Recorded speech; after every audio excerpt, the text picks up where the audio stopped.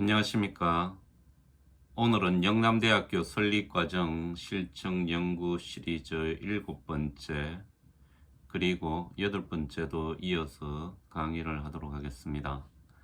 강의 주제는 대구대학교의 설립과 소멸 그리고 이 과정에서 채부자 측은 어떠한 역할을 했는지에 대해서 채부자의 재산의 변동 과정 그리고 농지개혁이라든지 운영 과정에 참여한 내용들을 설명을 하면서 강의를 하도록 하겠습니다.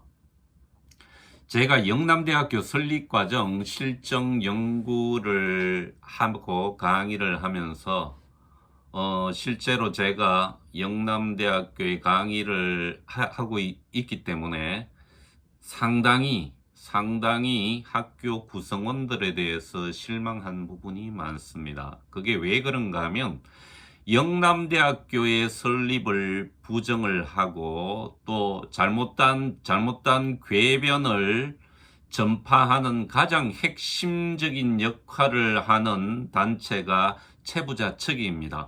여기서 채부자 측은 제가 구분을 하겠습니다. 구분을 한다는 의미는 일반적으로 경주 채부자 집에서 이야기하는 채부자는 이렇게 됩니다. 채부자는 최지은의 17세 손인 최진릭과 그 아들 최동량이 터전을 이루고 손자인 최국선으로부터 28세 손인 최준 1970년에 작고를 하셨습니다. 10대에 이르는 약 300년 동안 부를 누린 일가를 채부자라고 합니다. 그런데 제가 여기서 말하는 채부자 측은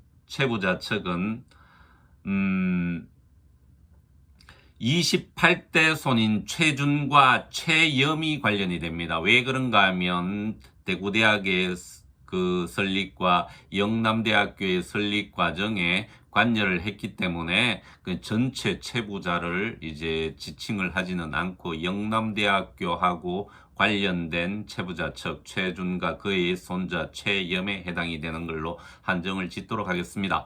그리고 대구대학은 이전에도 말했다시피 지금 경산 진량에 있는 4년제 대구대학교하고는 무관합니다. 무관하기 때문에 여기에 오해가 없기를 먼저 제가 그 전제를 하고 설명을 하도록 하겠습니다.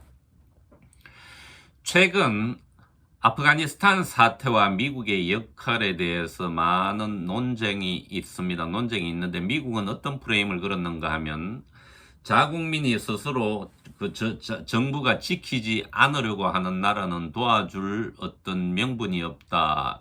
이런 형태로 이제 아프가니스탄 사태에서 발을 떼게 됩니다. 이게 어떤 말인가 하면요.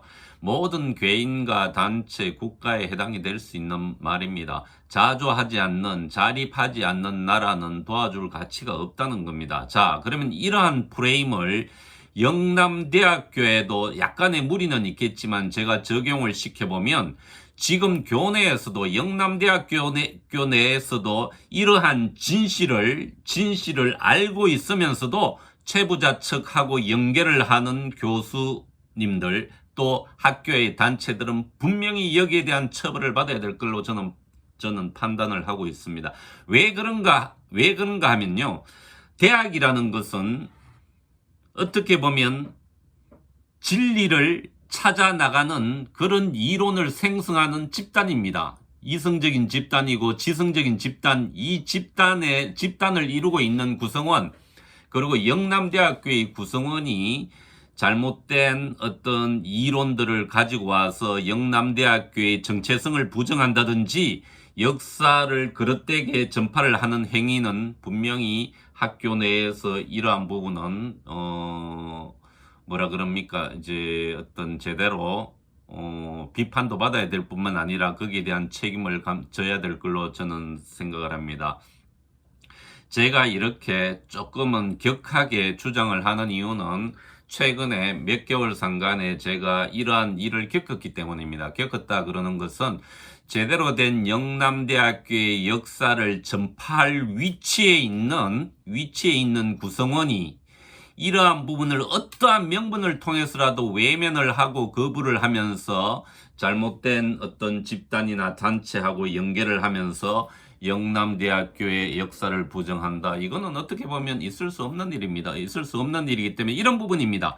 지금 대한민국의 역사도 마찬가지입니다. 한국의 근현대사를 이루고 있는 큰 물줄기는 어떻게 보면 진리, 진실이 어떤 앞장서기보다는 목소리 큰 사람들이 앞장서서 이제 줄을 이루어오는 경향이 있습니다. 최근 들어서. 이런 부분들은 농지개혁에서 상당 부분 나타납니다. 나타나기 때문에 이 부분은 제가 이제 농지개혁이 영남대학교에 직접적인 관련은 없고 간접적인 관련이 있기 때문에 제가 다음에 시간이 된다 그러면 농지개혁을 통해서 우리 부끄러운 역사를 통해서 우리가 어떠한 부분을 반성을 해야 되고 침묵하고 있으면 그 역사는 어떻게 왜곡되게 흘러가고 있는지 좀 반성을 해야 될 부분이 많기 때문입니다. 자, 제가 앞부분 이제 서서히 길어졌는데요. 자, 이번 주제는 대구대학교의 설립과 소멸 그리고 체부자의 역할에 대해서 1, 2편으로 나누어서 8편까지 이어가도록 하겠습니다. 그리고 농지개혁은 제가 이전에도 설명을 했다시피 이제 대지주들이 어떤 재산을 보존하기 위한 수단으로 그 당시에 해방 이후 미군정과 이승만 정부하의 1, 2차 농지개혁이라 그럽니다. 여기에서 어떤 교육재단을 설립하고 지금의 대다수의 사립대학이 그때 형성이 되었고 지금 현재 우리가 논의하고 있는 대구대학교도 그 연장선상에 있고 특히 그 당시에 이사진 구성을 보게 되면 대지주들이 상당히 많이 분포가 되어 있습니다. 대구대학교 전 초기 설립 과정에. 그러면 최부자 측의 궤변은 주로 어떤 내용인가 하면요. 최부자 측의 궤변은 대구대학교의 설립과 소멸 과정에서 가장 명확하게 나타납니다. 대부분의 내용들을 제가 어디서 가져왔는가 하면요. 이 단행본에서 가져왔습니다. 세 권의 단행본이 있습니다.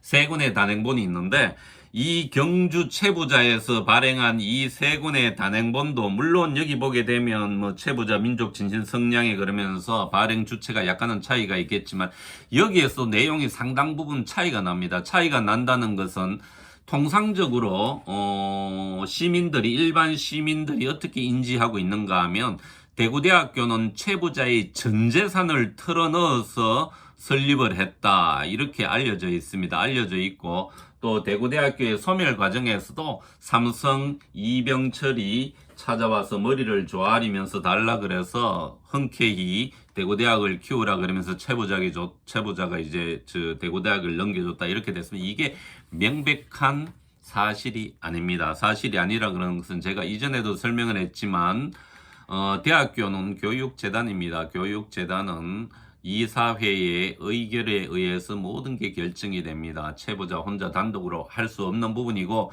그 당시 이사록에도 명확하게 나와 있는데 이 잘못된 거짓 주장을 유포하고 전파하는 학교 내의 구성원, 언론, 집단, 언론, 매체 그리고 방송 매체 때문에 영남대학교의 역사가 어떻게 보면 일그러져 있고 저는 이 부분을 바로 세우기 위해서 제가 모시는 지도 교수님과 그리고 우리 동료 그리고 제 후배 박사 선생님들과 지금 영남대학교의 역사를 고정하기 위해서 노력을 하고 있습니다. 노력을 하고 있고 조만간에는 이 단행본을 통해서 영남대학교의 역사 그동안 잘못된 부분을 바로잡는 과정을 제가 출판을 하려고 합니다.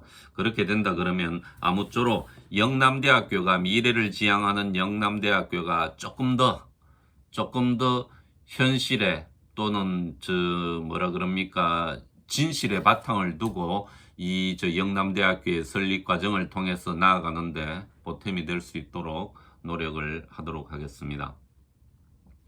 자, 그러면 시간이 길어졌기 때문에 제가 다음 장에서 실제로 최부자의 재산 형성 과정을 통해서 과연 대구대학과 또 최부자가 세운 계림학숙에 어떠한 재산이 들어갔고 또 농지개혁 이후 지가 정권이 어떻게 자료로 나타나서 남은 재산이 이제 드러났는지 그 부분을 설명을 드리면서 현재 채부자 측이 주장하는 전 재산을 틀어서 이제 대구대학을 세웠다는 부분을 제가 반정을 할 수 있도록 하겠습니다. 이상입니다.